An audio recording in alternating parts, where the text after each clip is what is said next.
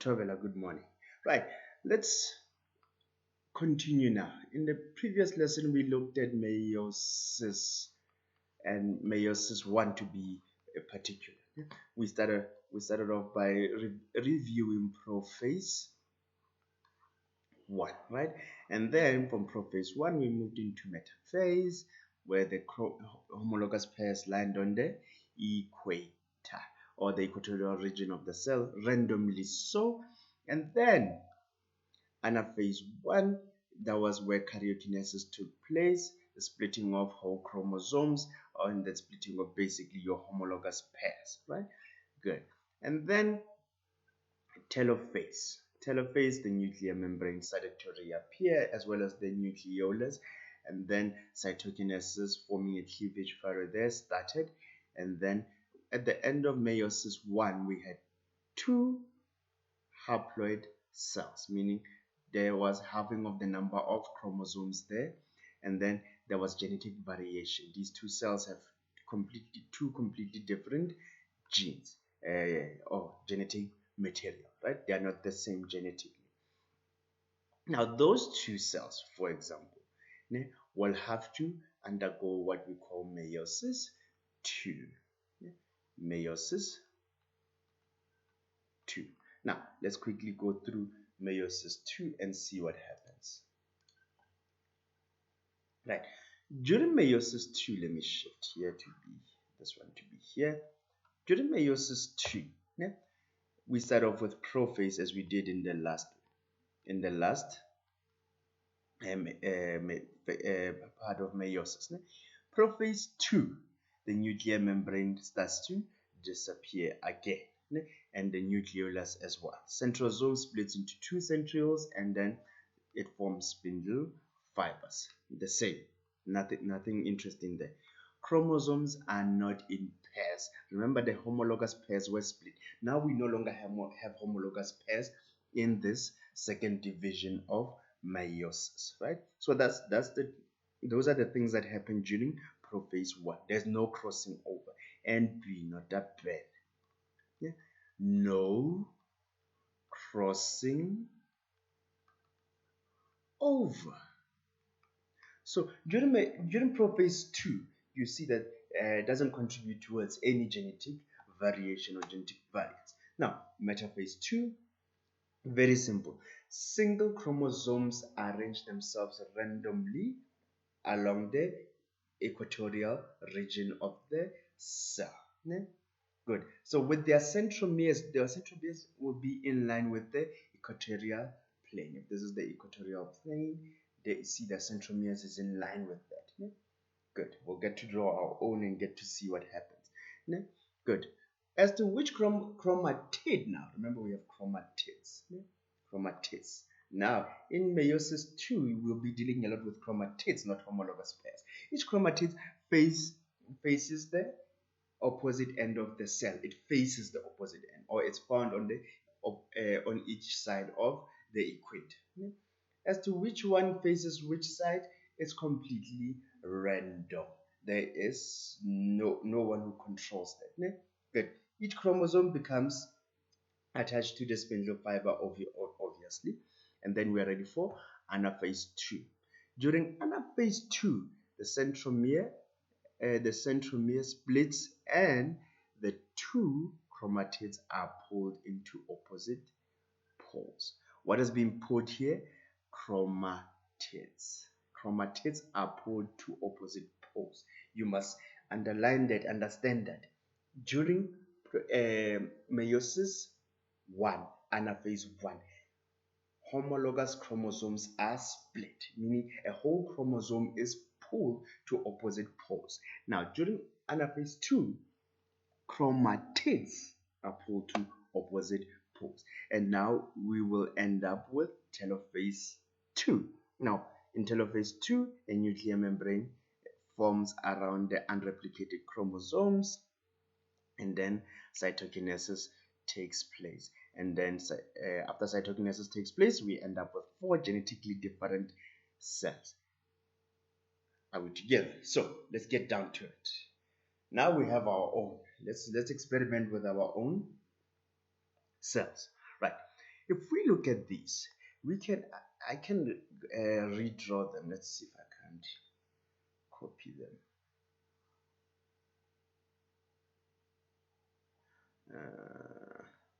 Huh?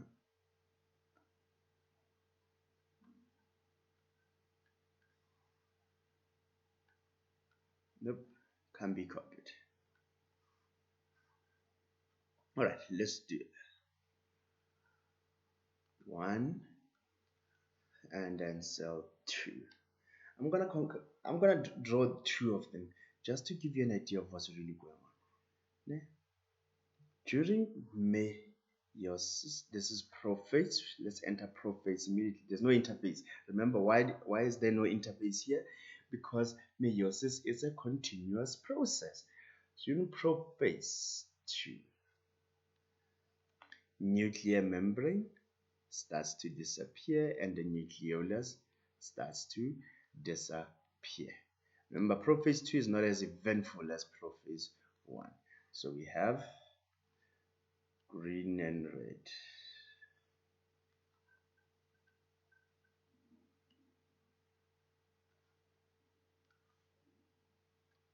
Yellow chromosome on this side and the blue chromosome on this side.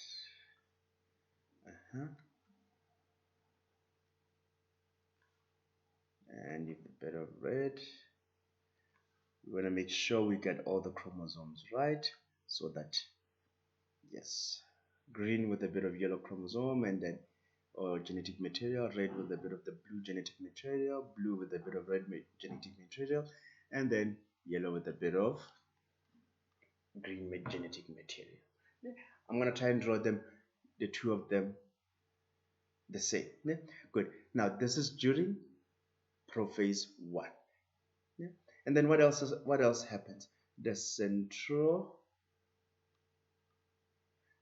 centrosome in each cell. Centrosome will split. Centrosome splits into centrioles, and then we'll have spindle fibers forming. Spindle fibers will form, and then the cell can move into metaphase 2. Now, during metaphase 2, the following happens. Let's start with the first cell, then the second one.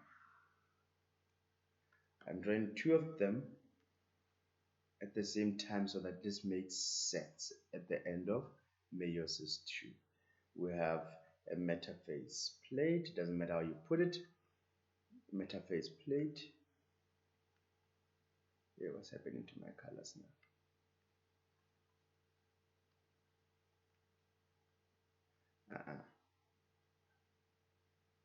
Metaphase plate, then the first one is the red chromosome. As to the part with, as to the chromatid with the blue genetic material, as to where it ends up on the side of the equator does not matter. It is random. Well, it matters, but it's random. Nobody controls it. And then we have this one.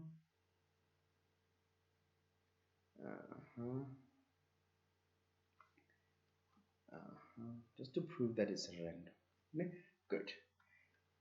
And then for these ones, we'll have the yellow chromosome, the long one,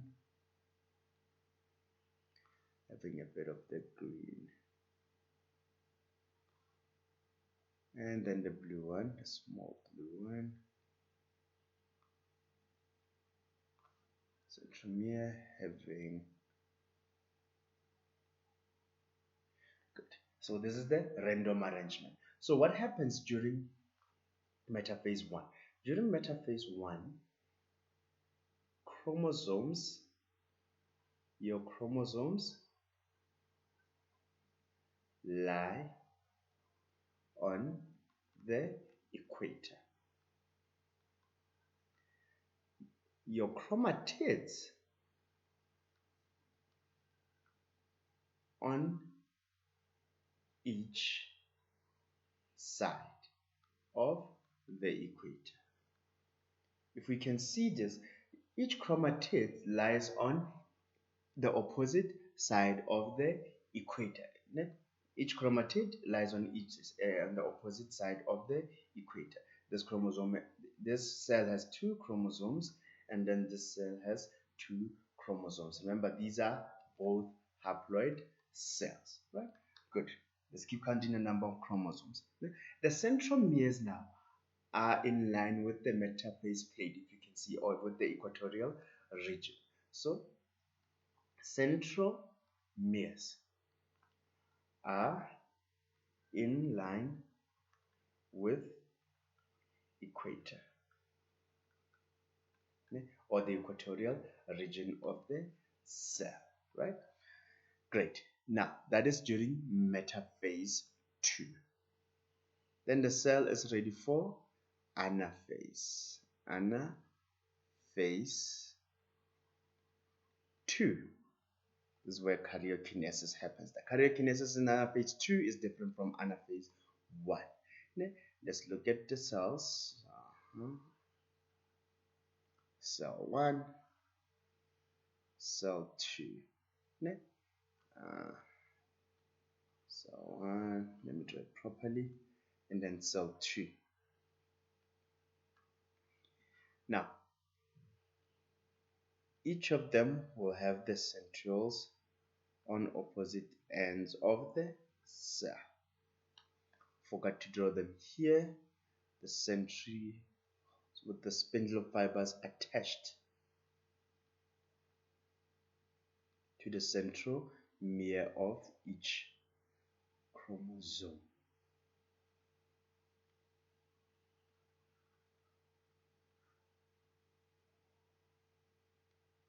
There we go. Now it makes more sense, right? Good. Now, the spindle fibers begin to shorten.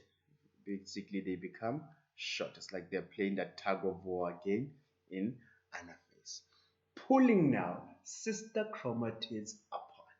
Now, if you look at this side, this chromatid will be pulled to this side, and this chromatid with a bit of the blue genetic material will be pulled to the opposite side. So let's do that. You are being pulled to that side, and you are being pulled to that side.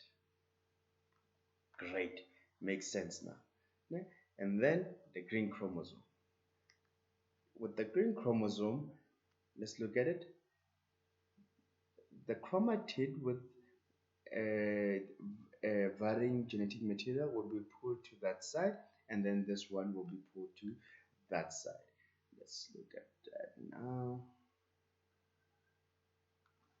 And here's this one over here. So far, so good. And then this side, here's this one. Same thing happens to the other one. That chromatid with no which doesn't have a bit of the red genetic material gets to be pulled to the other side, and then the other one goes on the other side as well. Then we have this, then the yellow one.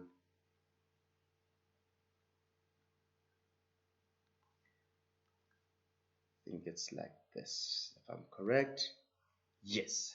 So they are being pulled to opposite sides of the cell. Now, here's a very interesting question. How many chromosomes does each cell have? Remember, we use the centromeres to count the number of chromosomes. That is one question you need to answer for yourself. You might be asked, how many chromosomes? 1, 2, 3, 4. 1, 2, 3, 4. At this stage only of karyokinesis during anaphase 2. Then after that we move on to telophase. Telophase 2. Now during telophase 2, here's what's going to happen. Or should I put it down here? Yes. Let's put telophase down here. So telophase 2, running out of space. Then we are going to have this cell forming a cleavage furrow, and this one as well forming a cleavage furrow. In both of them, 2 new nuclei will form in each cell. We're almost ready. 2 new nuclei forms. The nucleolus reforms.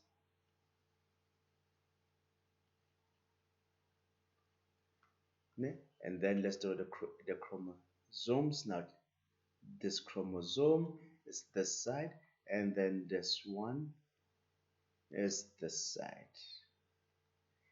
And then we go this side. Still, this one, the long green one, has been pulled to this side, and the short red one to this side with a bit of the blue genetic material, right? And then coming to this side, you have this and this, right, on this side, and then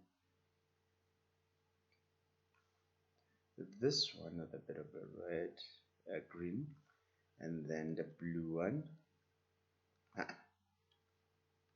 the blue one that has been pulled with a bit of red. These are the chromosomes that you have. These are the chromosomes that you have. Now, in each cell, nuclear membrane starts to reappear in each cell, and then the nucleolus starts to form after this complete movement. And then after cytokinesis happens, let's see. Just to keep track, let's name this cell 1, cell 2, cell 3, and cell 4. Now let's draw them. After cytokinesis,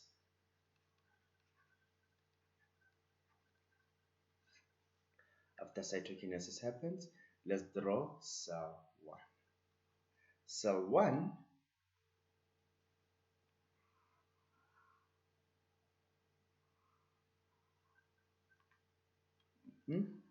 cell 1, we will end up with the red and green chromosome. This is the red, and then this is the green chromosome. The red has the green has a bit of the yellow. In cell 2,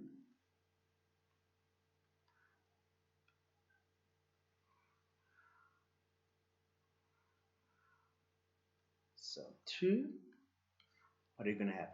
We're going to have red and green. The red has a bit of the blue genetic material.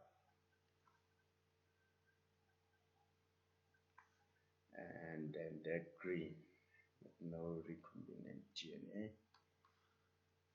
Then cell 3,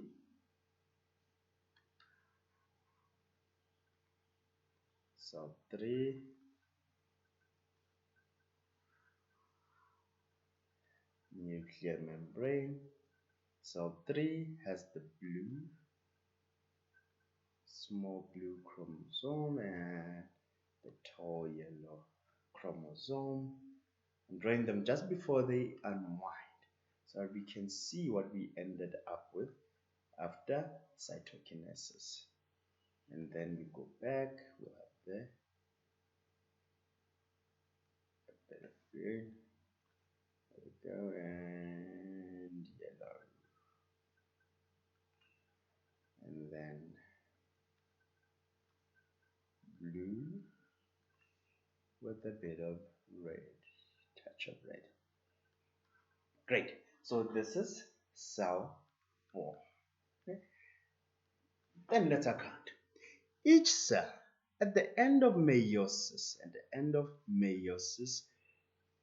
which is telophase 2, what do we have? Let's do some accounting. We have 4 cells. Okay? 4 cells. that are genetically different. There's genetic variation. If we look at all these four cells, they are completely different in terms of the genetic material in which they carry. There is no homologous pairs whatsoever.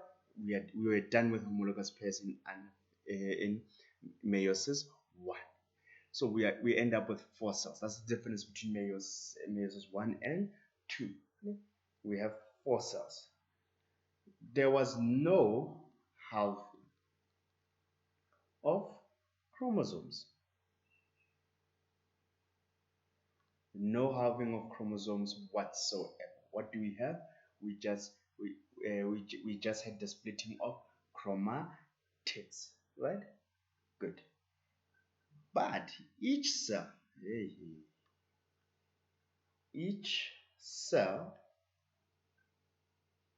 is haploid. Still, it is haploid, having 2 chromosomes each. And always remember, the number of chromosomes can differ from cell to cell. We just used the number of chromosomes. We began with 4 chromosomes in our cell, and then now we have 4 genetically different cells. Why does meiosis happen? To make your gametes. Basically, this is to make your gametes, gametogenesis. Good.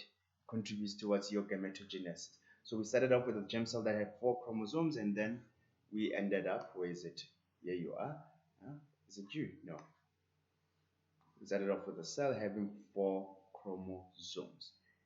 4 chromosomes, and then divided up until we were left with